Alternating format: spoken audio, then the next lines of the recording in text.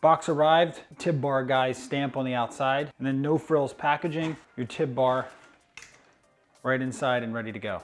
There's a few products on the market to allow you to focus on tib anterior strengthening at home. One is made by the home gym guys. It's gonna run you about 200 bucks. Another is made by the Tib Bar guys. It's only about 100 bucks. I'm gonna review it today. When you compare it to the cost of making something on your own, you might still be out about 50 bucks plus the labor that's required to put it together. There is some significant skill involved. Now the Tib Bar guys use essentially an all plastic model here, but it's incredibly sturdy. When you take a look at all the joints, I've used it for several weeks now and have been really pleased with the durability.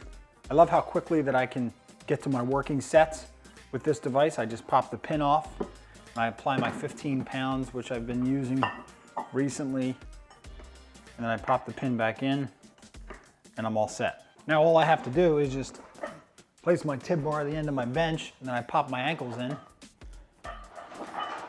That's it, and I'm off and running. I go to the edge, and then I can get ready to my sets.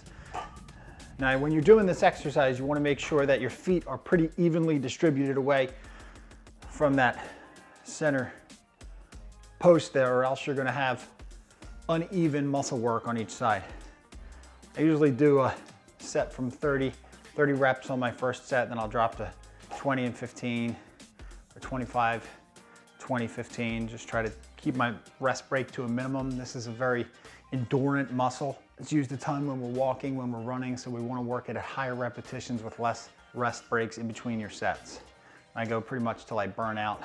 I can do a drop set where I drop the 5 pounds off. That's another thing nice about this unit. I can just pop that pin out quickly, take the 5 off, and continue to go without taking more than maybe a 5-second rest.